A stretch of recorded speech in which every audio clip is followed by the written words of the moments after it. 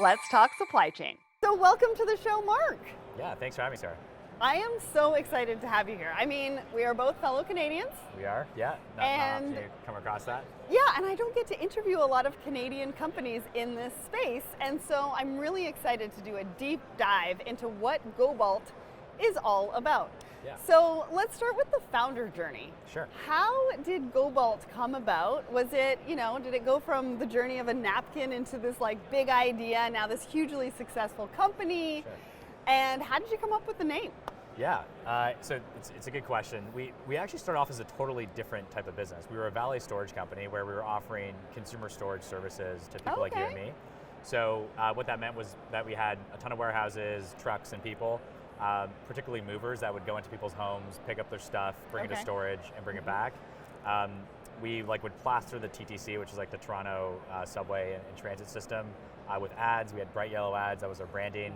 Our catchphrase was store a lot for not a lot, and storage started at $3 a month. So you could store a file box for $3. We'd come pick it up for free and then bring it back to you whenever you wanted. Wow, that's great. And so, we did that for about a year and a half straight, and we had grown to Toronto, Vancouver, Montreal, and Ottawa. Okay. And we had about 5 warehouses, so we kept kind of scaling and scaling because we couldn't service geographies where we didn't exist. That's true. And what it essentially then kind of created was this infrastructure of logistics for consumers that was scaled and robust. And we started to get hacked by businesses to actually store their physical retail goods and move it around. So before we knew it, we were acting more like a logistics business than we thought. And so my co-founder Heinrich and I basically said, let's just build software for businesses. Nice. They use this way more, it's way more reliable. And we thought that we would be able to actually help people add value to their lives on the consumer side. But people ended up just storing stuff for extenuated periods of time, and we weren't adding as much value as we thought we would. So we thought, let's shake it up a bit and do something different. So we took our infrastructure, took our technology, and we started to just become more of a traditional third-party logistics provider, and that's how we got to where we are today. Nice. I love that story. I always love to find out, how businesses come about, and you kind of fell into logistics like the rest of us. Yeah, it's not, I don't think people wake up and dream about starting a warehousing and trucking business. Right. We certainly didn't. I mean, when we actually started the consumer storage company, it was meant to just be a side hustle that we would do for a few months to make some extra money before we started full time. I was supposed to go into management consulting. My co-founder Heinrich was supposed to be a product manager of the health tech company. So we basically printed off $500 worth of Vistaprint business cards. Okay. We broke into dorm buildings and then put these business cards underneath dorm room doors. Okay. We put flyers in front of urinals and inside of bathroom stalls. We were a captive audience. Okay. So it's just the right amount of illicit activity to get really good growth. And that $500 turned into $20,000 of monthly recurring revenue within 2 weeks. And so at the same time we were meeting this investor, and it was a very serendipitous timing because he asked us, how much would you need to start this full time and just quit your jobs that you haven't started yet? We said $250,000. He said, I think you're going to need more. Here's $500,000. And probably a good call because we needed the $500,000. So he took it as crystal ball, and we thanked him for it later, but we've been growing ever since. Amazing. Now, this is not a typical founder story. Yeah, no, definitely. But I love to hear that, right? Yeah. Because now we know the art of possible. Yeah. And a lot of times we're seeing startups that are coming up in supply chain, and it's great to really get an idea of where people have started. That's why I like to share my story, and I like to hear about founders' story. Now, let's get into GoBolt, because I want to know exactly what you do. So walk us through what that is. You talked about technology, you talked about 3PL. Walk us through what you do. Yeah, so GoBolt now operates in 10 cities. We have 15 sites. We operate our own fleet of 5-ton trucks, parcel vans, and even sedans at this rate for smaller packages. All right.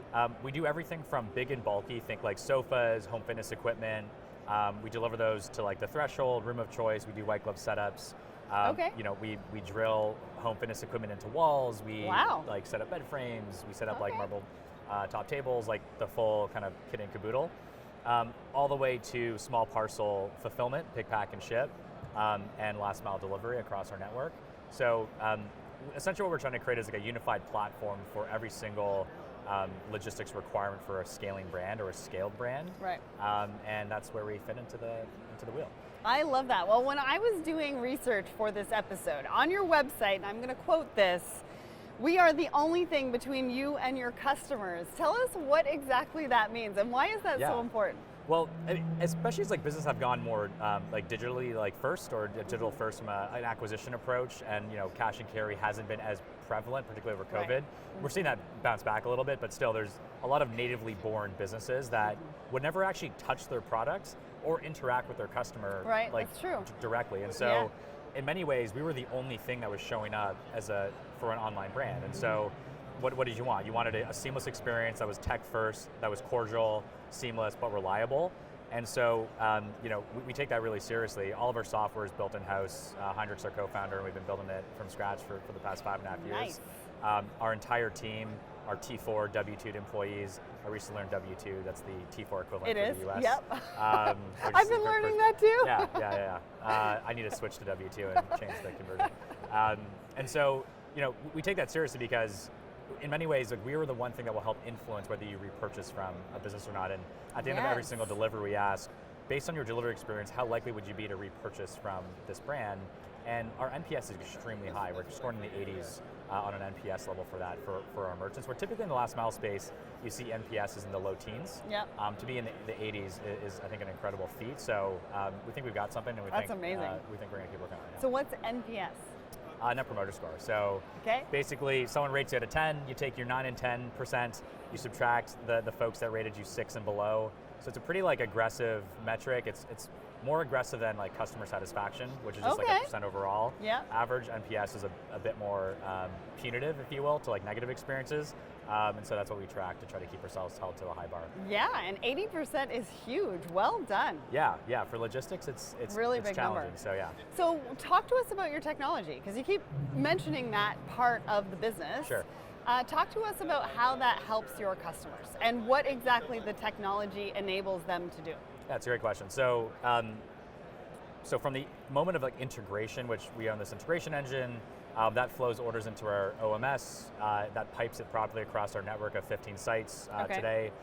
So we know what method of shipment we should use, whether it should be truck, parcel, or third party. We'll select the most optimal from a cost and service level. Yeah. We then move that into our TMS if it's going into our transport service. That TMS will capture photo proof of delivery, give us real-time feedback to the customer, and we've natively built this real-time truck tracker where once we route a route, it'll tell the customer a minute prediction of when we'll arrive. So let's say we're doing 20 truck level deliveries of furniture. When we wrote it, last night at 7 p.m., you'll get a real-time tracking link pushed to your phone. Okay. And you'll be able to track where you are in sequence, and you'll see a prediction of when we'll arrive. So what we really want to do is unshackle the customer from their day of delivery, where typically you get this massive window of time, and you have to kind of stay home because you're worried that they're not going to show up. And you're kind of always peeping outside. Gone are those days, and now you can just kind of go about your day and just come back right when you need to be, and it adds a lot more convenience. And real-time alerts, which is what everybody is looking for. So instead of looking out the window, you're looking at your phone constantly. Exactly. Yes, but it'll beep and it'll let you know, right? Yeah, which I think is amazing. So what states are you available in? And talk to us about your competitors. How do you differentiate yourself? Sure. Yeah, so starting with Canada, the north, we're in Toronto, Ottawa, Montreal, Calgary, and Vancouver. Okay. We do e-commerce fulfillment and last mile logistics out of all of those sites. In the US, we're in New York, LA, Houston, Atlanta, and Miami. Okay. And we do e-commerce fulfillment and last mile logistics at all those. Of course, we can store product in one of those markets and ship to other states. Yeah. We would just be using a third-party partner to actually get it somewhere else. So you have a partner network. You got it. Yeah. Awesome. Yeah. I love that. And how do you differentiate yourself from the competition? Yeah. So I mean, when you think of a typical warehousing provider, you'll have a warehouse, you'll have maybe multiple courier partners, you'll have some LTL partners, you'll have freight forwarders, et cetera. We work to actually be that one-stop shop across all those gamuts for you, and then manage the rest. So you have one back to pat. We used to say one throat to choke, but that's a negative connotation. Yeah. One of our clients said you should say one back to pat, and so we've changed our narrative a little bit. Okay. And so you have one responsible party to help support your logistics end to end. What we found for enterprise brands and folks that are scaling quickly is that the last thing they want to invest in is logistics. They view it as a cost center. It's expensive and hard to get it right. But it's an investment. It's a huge investment for sure. For all the reasons that we spoke about, it is the one thing that touches your customer every single time, and every time. Reliability or lack thereof in your supply chain can make or break your brand. And so, notwithstanding that, we still feel a responsibility to invest appropriately and help take that off the shoulders of our merchants, and so that's why we show up and why we try to do as much as possible for them. Yeah, and I can just see like a sigh of relief for all of your customers saying, you're going to handle that? Okay, Yeah, here you go. Yeah, exactly. And I mean, you're from logistics, so you get it. Like things go wrong, and it's really like how quickly you bounce back from it that matters. And communication. You got it. Yeah. Right? So having a first-party team through and through, Slack instances with a lot of our major customers, direct contact with every single associate in our business. It allows for speed of execution, speed of resolution. I love that. What about reverse logistics? Now Yeah. that is one thing that I think a lot of organizations struggle with. How Sure. do you support your clients with the reverse logistics component? It's actually, that was our very first business line. So we were doing reverse logistics for online mattress in a box companies. Okay. So there's a really major brand in Canada that like blew up and was doing like 60,000 orders a year. This is like early days. They're now doing that like monthly. Right. And there's always like a 5 to 10% return rate with those. Yeah. And so because we were already going into consumers' homes and picking up their storage stuff, Yeah. it was a really natural rhythm to start doing reverse logistics for mattresses and like bigger bulky Nice. furniture product. Yeah. So that was our very first brush with it. So we can basically take product back, have it reboxed, have it moved to recycling facilities, donation facilities. We never put things into landfill. We always try to like recycle it or have it go to a different like end of life protocol. Yeah. And then on the e-commerce side, for some of our electronics companies, we like plug into like devices that like erase all the hard drives so that we can like responsibly resell them. Oh, really? We can repack, we can like manage Nice. it. So it's very bespoke, I would say, on the relo Yeah. side. Partly because we want to do our part to help make sure that product can get resold and rebagged properly. Yeah. And whether it's sold as like refurbished or it's sold as like brand new quality, we want to make sure it's not getting disposed of. And so we try to make sure that we show up there for our Well, and merchants. it's such an important piece, right? Because when you're a supply chain professional, you have so many things to think about, right? Supply chain goes from sourcing all the way to last mile, including the reverse logistics. You got it. And there's so many things that you want to do. You've got ESG goals that you need to meet, but you need the right partners, and you need to be able to collaborate with the right partners to help you hit those goals and to make sure that your supply chain is responsible.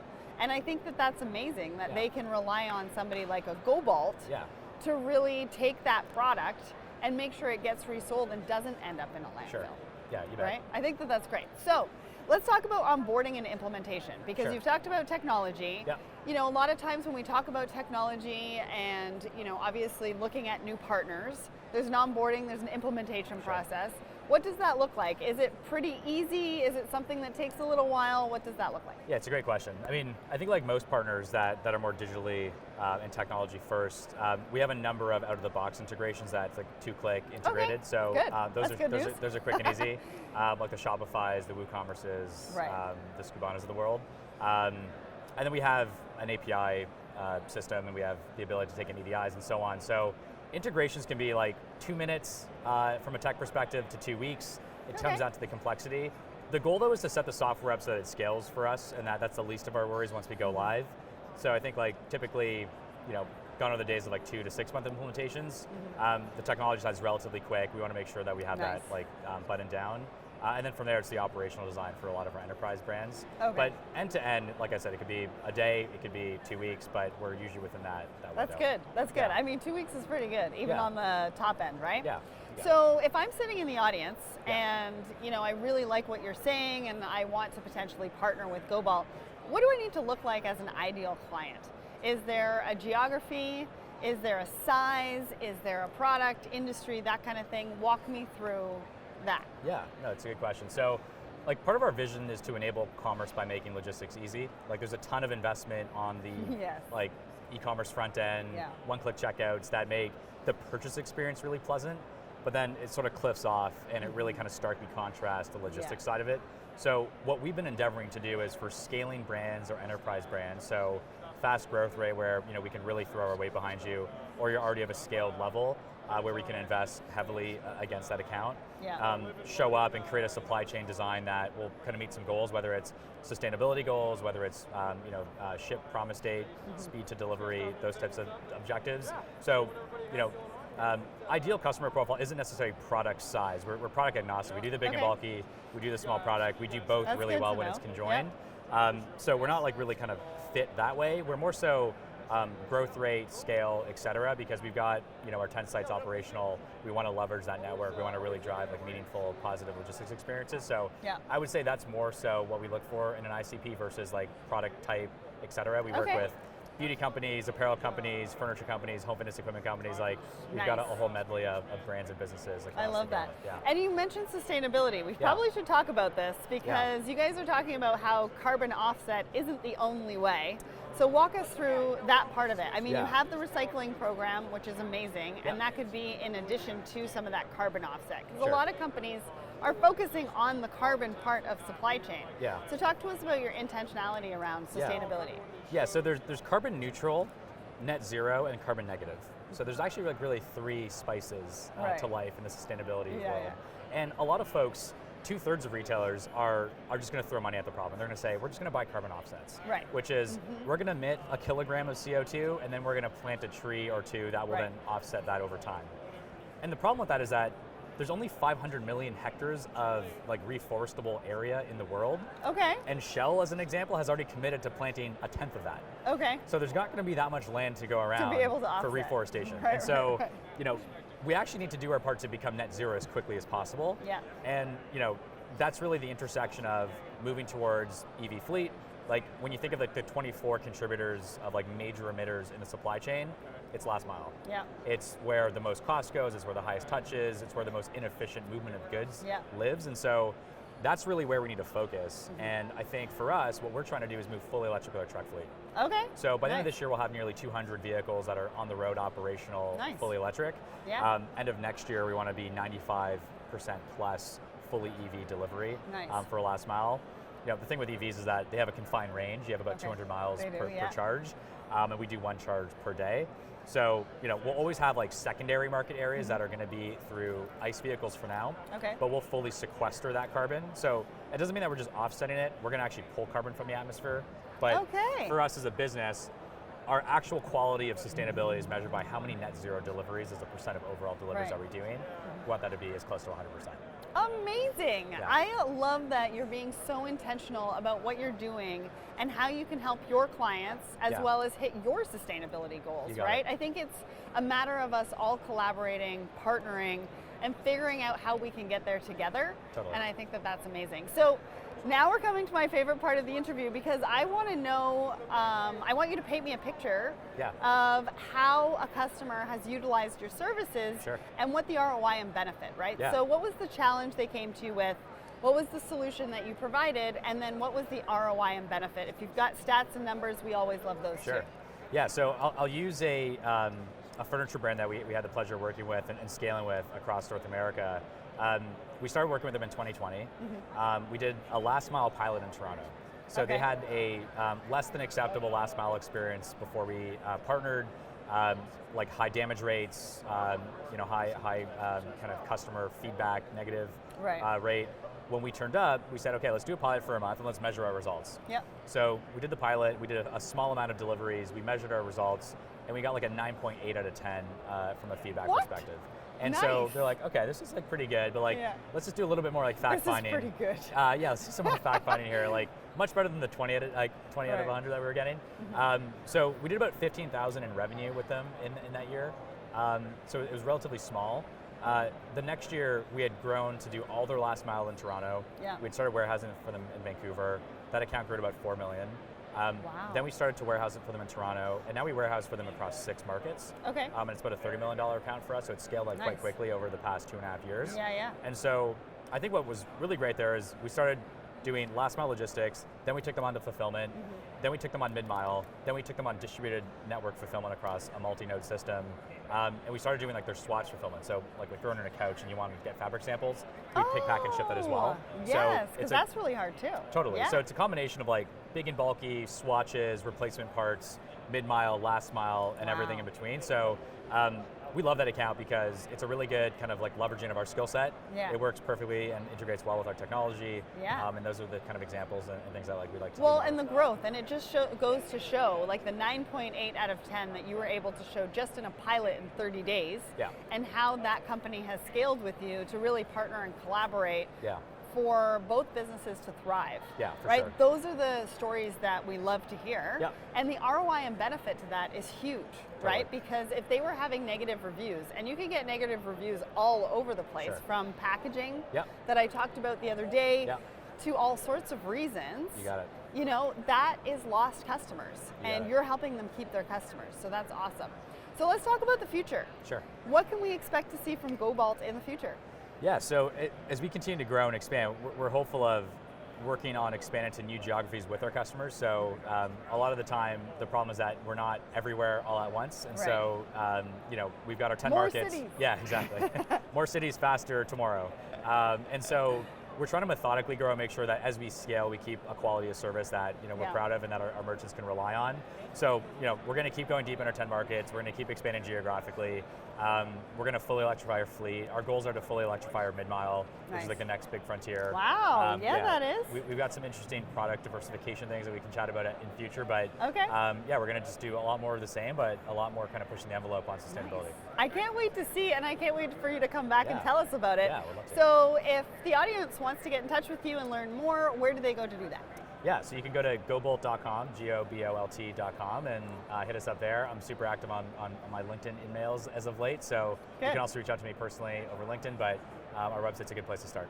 So GoBolt is revolutionizing the last mile in supply chain right now on a variety of different levels. And so it was great to get an understanding of how they do that and how you help your customers and so much more. So I want to say thank you to Mark and the team over at GoBolt for joining us today on the show. Awesome, thanks Sarah, appreciate having me.